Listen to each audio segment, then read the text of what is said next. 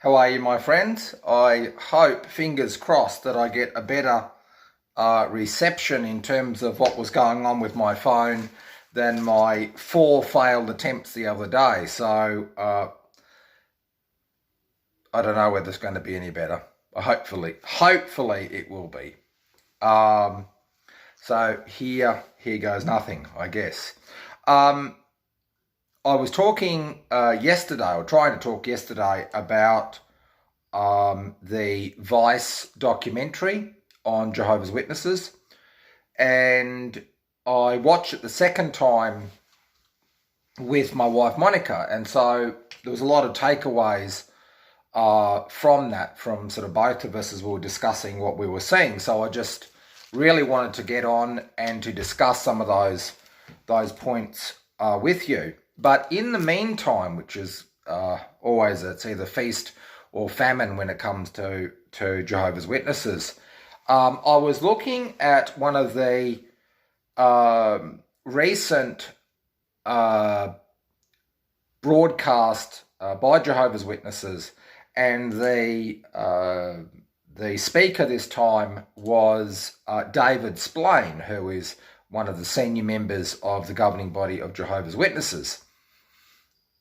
And it was very interesting. He was talking about, of course, being on guard against terrible apostates. Rahman has met a couple of them, I can tell.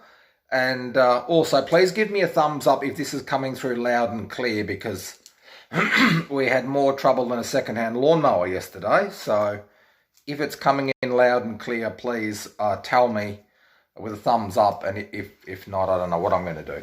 But anyway, so David Splain was first of all talking about the evils of apostates with their beady little eyes. And, you know, he gave the example of if there's a television program that's coming up and the apostate's going to be on it, then of course you wouldn't want to look at the program. But what was really interesting is he quoted as a centerpiece of his argument from the Bible book of Job. Now, Job is a very, very interesting book in terms of the Bible. It's a very unique book, and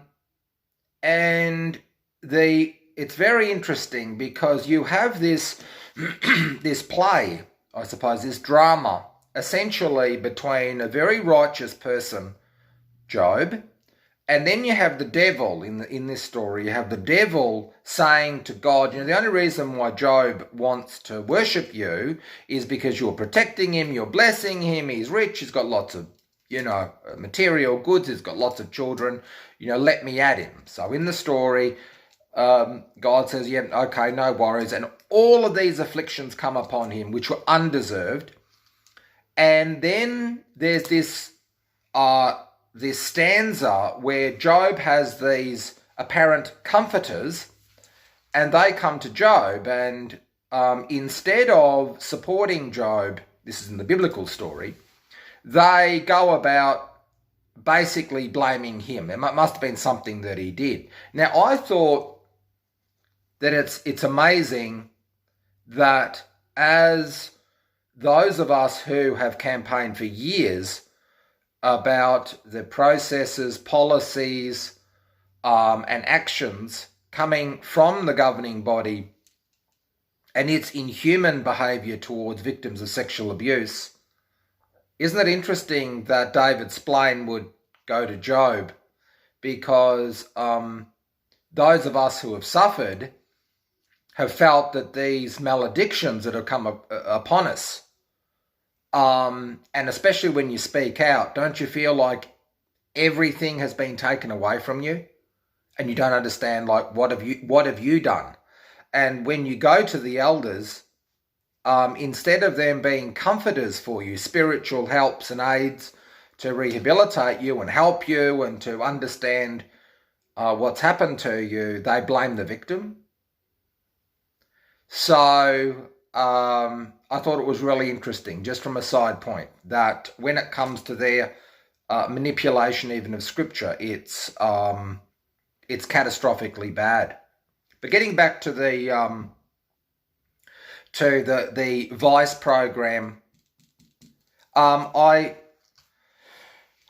there was a few experiences in that documentary that second time watching it really hit home, and one was of a young man that was abused when he was 4 years of age. And anyway, he tells us about the unsatisfactory treatment that he received at the hands of Jehovah's Witnesses. Now, what's really interesting is he takes a hidden camera and he speaks to these two elders that were aware of his circumstance. Anyway, he speaks to the elders, and this is fascinating, disturbing, all at the same time. He basically says to them, enough wasn't done in terms of his situation, and that this person that abused him is still a Jehovah's Witness.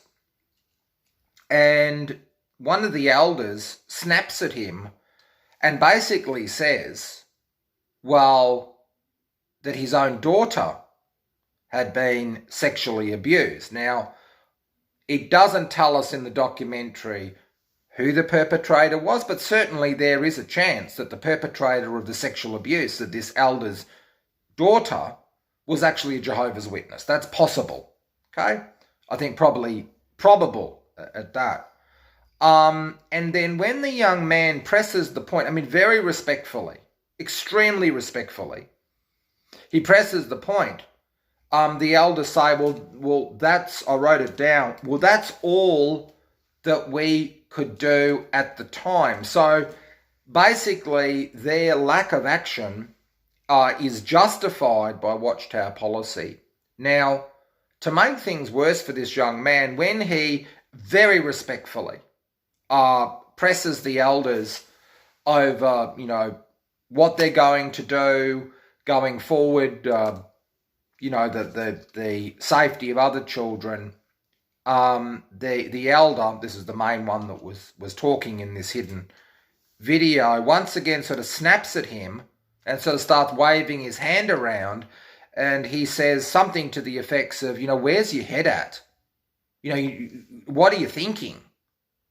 And it's as clear as day that the thought processes of this young man, which is to not be satisfied with the unacceptable situation of predators, still active Jehovah's Witnesses, insufficient action taken against them, victim blaming going on, and so forth, is that the implied threat that his thinking process, which is to question, to press for change, that this is dangerous. And I thought, well, what is someone that has unfinished business with the worst of the worst of the worst of the worst of all criminals, and even in our prison systems, is that pedophiles need to be kept away from the general prison population because they will be killed. Okay? So even serious hardened criminals don't tolerate pedophiles. Okay? So that was disturbing in the extreme to watch that. But the dignity of that young man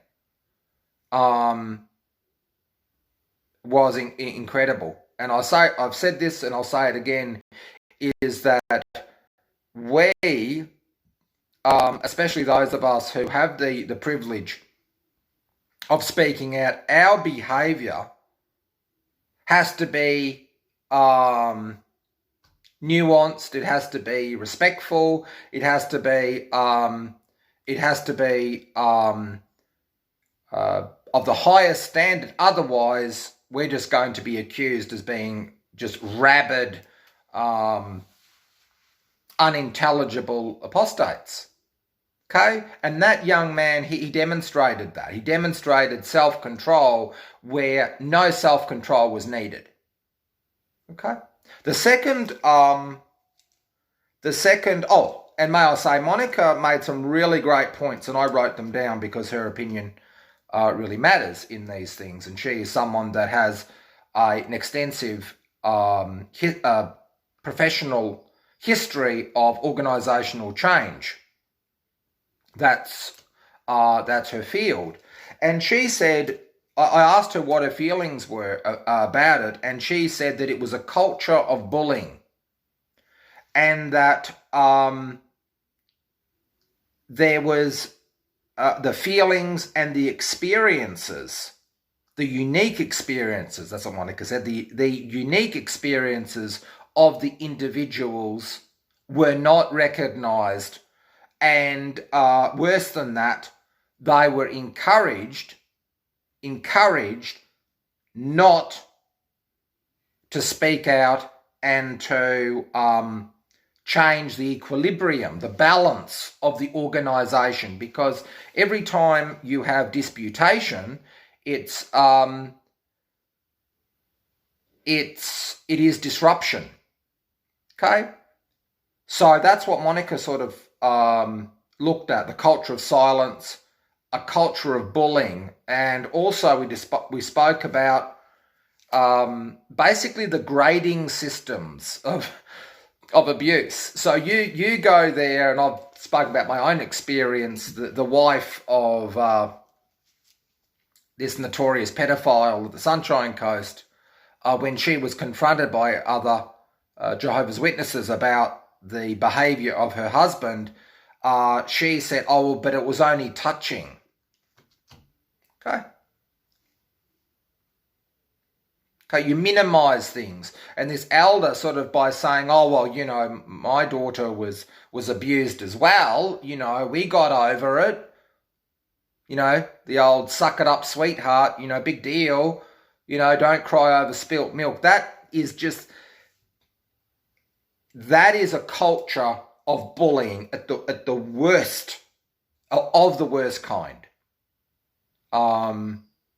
That minimizing, belittling of people who have suffered life-changing experiences is just horrendous. Anyway, the second example that was given was a very brave young man, a trans gay man. So he sort of got the triple whammy when it comes to shunning. And anyway, he spoke about something very dear to my heart, and that is that of watching a loved one or a friend die because of the blood issue. And one of the most traumatic experiences of my life was to watch Jane, a mother of two young children, die at the Royal Brisbane Hospital. And it stays with you. It was actually, believe it or not, it's this time of year and we have a show when the country folk come to Brisbane. It's called the Exhibition Show, and it's this time of year. And the surreal experience of watching this massive Ferris wheel out her window on one of the top floors there as she was dying. And the blood issue played an incredibly important part in her demise. So when this young man spoke about his mother, in short, what happens is that his mother has him at 14 years of age, and basically the grandmother, because you've got a child giving birth to a child, is basically his mum. Okay. Anyway, his mother and that's another subject, spirals into alcohol abuse, drug abuse, and finds herself with organ failure, and she's there in a critical condition, and the situation of the blood issue comes up, and the grandmother, his grandmother, consents or agrees, or that the daughter, who's not an active witness, is not allowed, will not be given blood, and subsequently she dies. So we follow this young man as he goes back to ask his grandmother some questions, probably the processes of what it's like, or what were thought processes for allowing your daughter to die because of the blood issue. So he goes to the front door, knocks on the door, and then the grandmother comes out. There's this awkward silence, and then he says these incredible words. She basically says, what are you doing here? And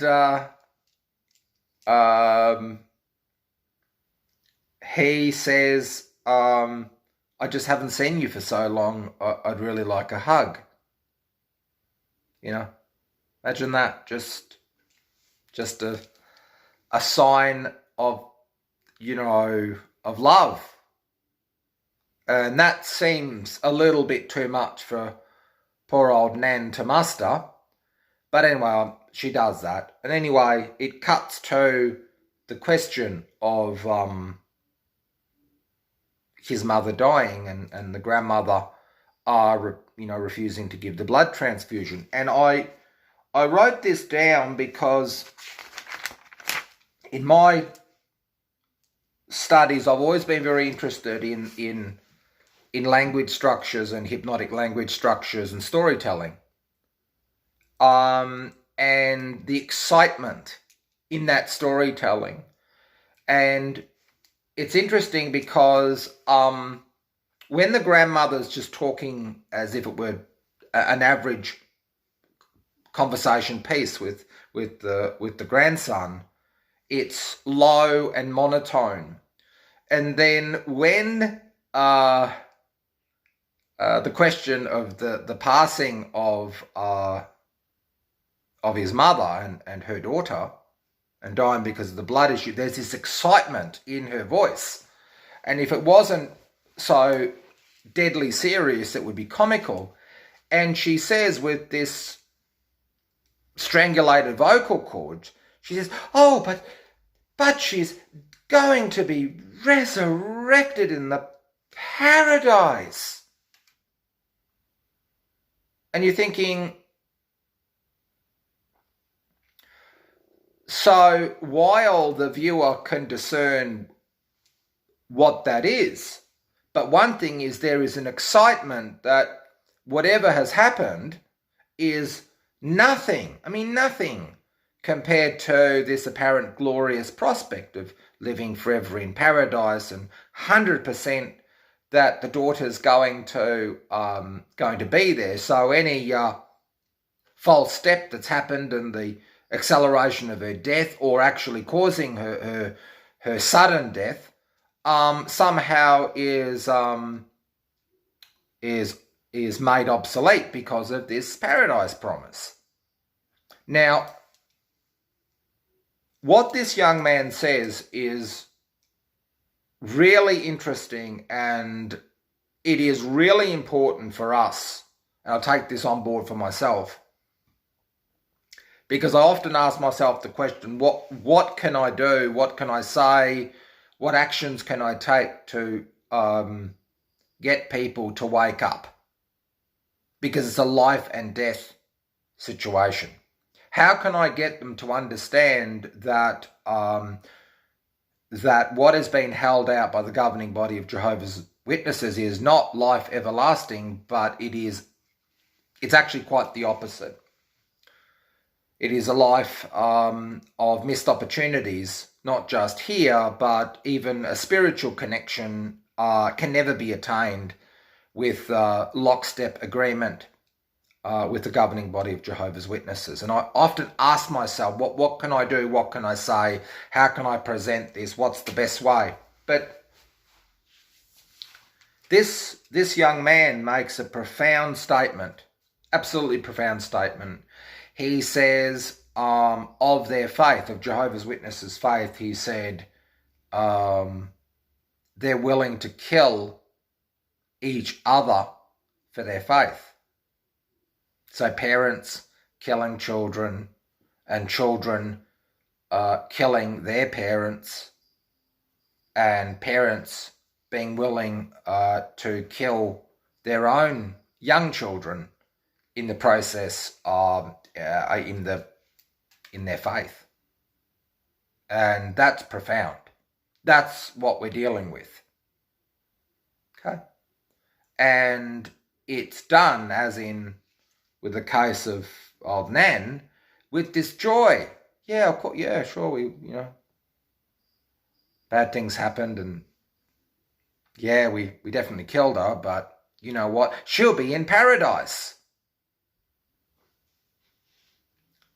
So to me, that was an awakening of what beast we're dealing with. Not that I didn't understand that, but to actually hear it again and watching the documentary the second time round, it hit me. That's what we're dealing with. So my expectations, not that it's ever been particularly high, as I said before, I hoped when I was on the 6 screens, that I hoped that there would be people that would listen to my program, and that somebody or people would come out from Jehovah's Witnesses and hear the stories, and there would be a part of them that would start to realise that things are not what they're presented by Watchtower. And I have to say I was disappointed, because that didn't really happen. So, but this statement by this young man really fills in that gap. That's what you're dealing with. When you're willing, without hesitation, to kill your mother and father and brother and sister and uncle and aunts. And if it wasn't for the intervention of governments, they would do that with their own children. And years ago, they used to actually grab their children, their babies or young children, and they would flee the hospitals. That was fact. Now, Jehovah's Witnesses deny that now, but that was fact. Growing up as a Jehovah's Witness, we used to hear those experiences. And as I've said, one of my responsibilities as a Jehovah's Witness is in the local Kingdom Hall, I worked for many years in the magazine and also literature counter. And I remember very well the Awake magazine with the pictures of the beautiful young boys and girls who were martyred. And I just could not fathom that that they would produce that. But this is the point. Now, closing up, we had Mark O'Donnell, who I have messaged, and Mark's an incredible person, and his wife is an incredible lady, and I haven't got time now to talk about her experience, otherwise I'd tell you the whole documentary, and you must watch it. If you have any interest in this subject, please watch it and make your mind up. But Mark O'Donnell is, as I said, I've got in contact with Mark and thanked him very much for what he has done, what he does, what he is doing, and what he will do in the future. And then Barbara Anderson spoke of her experiences. Most of us are quite aware of Barbara's long-standing campaign for truth in terms of Watchtower. But there was an expert, non-Jehovah's Witness, who said, and this is something that I think hit me, and that is they were talking about Mark O'Donnell and Barbara Anderson were talking about Watchtower's database. Now, Barbara said that there was thousands upon thousands of cases of sexual abuse. And I'm pretty confident that domestic abuse would be in that as well. I mean, severe domestic abuse would be in there as well, which should have been straight police issues. But anyway, this expert says, and this is something that, once again, watching it second time really got me thinking. And he said words to the effect that of this database, that this could be one of the greatest cover-ups of all time. And Mr. Zolkin from Zolkin's law firm said that in his experience and from his knowledge and his intel, that Jehovah's Witnesses and the ratio, I imagine, of abuse is far higher than the Catholic Church. And yet they're doubled down. And I thought to myself, the organisation has had an opportunity, even if it was fake, but they had an opportunity to at least pretend to come clean and say, look, we made terrible mistakes and we didn't handle things right, and please forgive us, and we're sinners and all of this sort of stuff. Even if they did that, there would be at least some degree of healing for people, some degree. But in the documentary, there is just snippets from the live broadcasts of the members of the governing body, whether it's Stephen Lett, whether it's our mate Anthony Morris III, whether it's David Splain, who I spoke about earlier. There's just this doubling down on this this nonsense. Now, the point for me, and this is something that I think is the stuff of nightmares, is it's not unreasonable to imagine that in the foreseeable future, that at some level, that database is going to at the very least, get into the public domain. Okay? And the scale of the abuse is going to be exposed. And this is an open question. I don't have an answer for this. When people make up their mind that they cannot and will not be brought to justice, and that their behaviour, no matter how horrendous it is, they are victims, and that any move against them is persecution or a violation of their rights or whatever it happens to be, when law enforcement closes in on them, very bad things happen. Very, very bad things happen. And I thought about this, and I wondered, when I first left the organisation, and I thought, well, the end around the corner, and the government turning against Jehovah's Witnesses and objects of hatred, I just assumed that it was just a metaphor to keep people in line. And I'm sure it is. But I actually wonder whether or not the earnestness of this idea actually comes from the governing body, knowing that at some stage their sins is going to be completely exposed, and that the furor, not just of government, not just of law enforcement, which they have obstructed internationally for Well, we saw in Australia, it was documented evidence that that cover-up, that obstruction of justice, had gone on for approximately 60 years. That's a heck of a long time to be evading the police. And the plethora of victims that have been accumulated by that. And I believe that most of the victims are not in the database. Okay? Many people have left the organisation and they've committed suicide. There's just no doubt about that. Or because of their inability to deal with the trauma, took on lifestyles such as drugs and alcohol and other risk-taking behaviour that has, in that 60 years, which shortened their life. There's just no doubt. There's no doubt in my mind that that's the case. Now,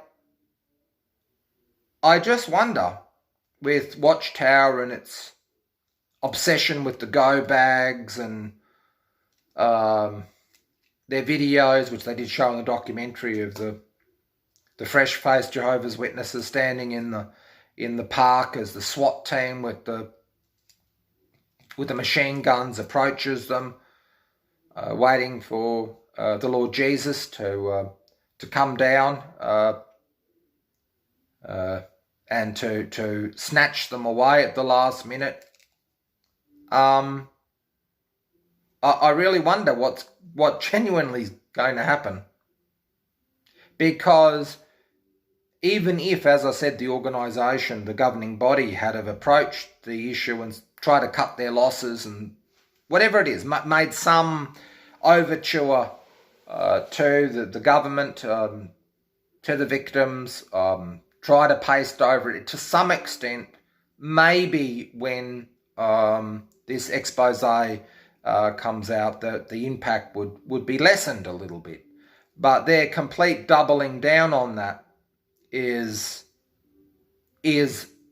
going to be the secondary impact. So we've not only got the victims, we've not only got the family of the victims who are traumatised, and often the children of survivors are affected because their mum or their dad is in many ways scarred from the experience. So our children don't get the ultimate us because there's still emotional scar tissue from all of this.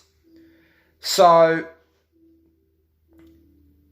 then by lying to the millions and millions of faithful, loyal, naive Jehovah's Witnesses, this is just the gift that keeps on giving, and it's going to be catastrophic. And it never ceases to amaze me at the lengths of depravity that the governing body of Jehovah's Witnesses are willing to go to. And I think that's something that's very sobering. And that's the things that this documentary, which was masterfully done, absolutely masterfully done,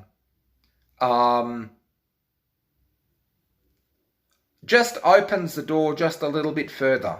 And it's only going to be, as I said, a matter of time until law enforcement get their hands on the database, either in part or in full.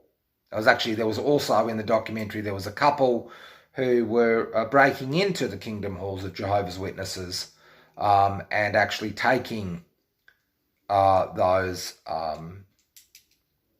documents that were also held in the Congregation of Jehovah's Witnesses. Now, I don't support that, because if you steal documents, you're probably never going to be able to use them in the court. So that's problematic, and I never encourage any of us to break the law, because that just feeds into Watchtower. Well, we sort of end up in Watchtower's hands, because they are master deceivers and they have the legal dream team, and there's just no doubt about that.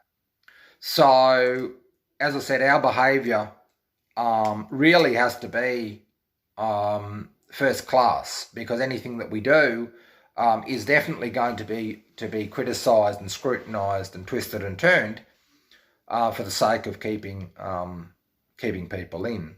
So that was my take from the Vice documentary.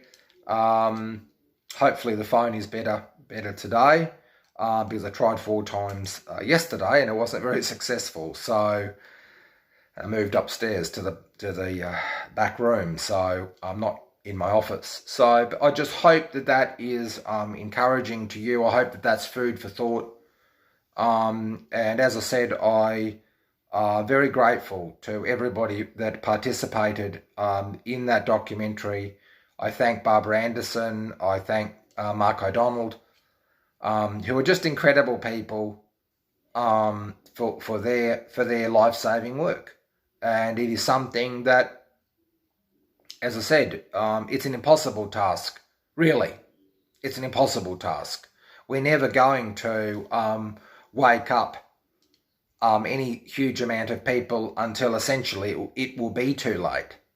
And I feel very sorry for Jehovah's Witnesses when the truth does come out, because they're going to realise, not just over time. I woke up over time. I tried to change things very similar, but in a minuscule way, like Barbara Anderson. I honestly and ignorantly thought that the governing body and the leading authorities, within the organisation didn't know that there was active pedophiles.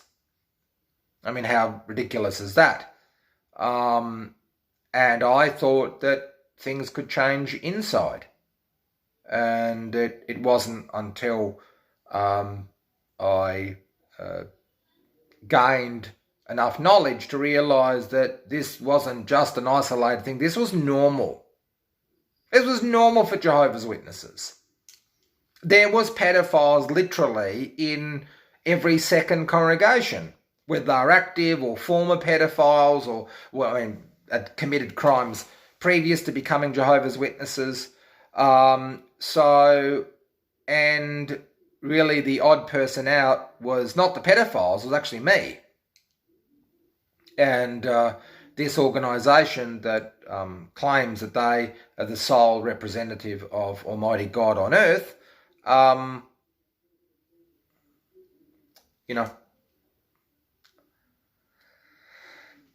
this was if I write a book, it's going to be no religion for honest men. It's just, and certainly not speaking the truth.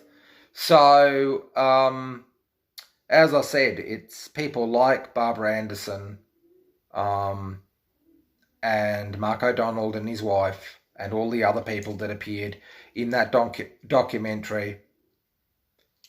They're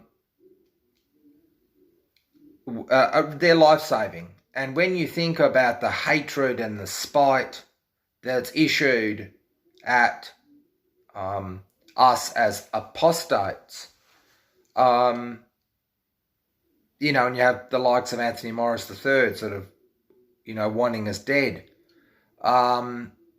This is just, it's unbelievable. And when I think about friends here in Brisbane, like the way people are treated when their own parents who are still in die, and just the debauchery, the inhuman behaviour that even at the time of the passing of your mum or your dad, you're treated absolutely and utterly disgracefully.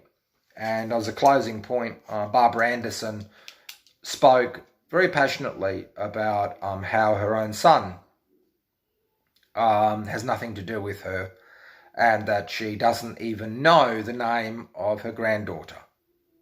I mean, yet the pedophiles can be reinstated and be in a good standing, yet the people that dare to speak the truth, and only the truth, and speak out against the most horrendous acts imaginable, we're the ones who cannot be rehabilitated, as far as Jehovah's Witnesses are concerned. And Mark O'Donnell's wife said that they were off to second death. And all I can say is that there'll be a few of us in that lake of fire. So,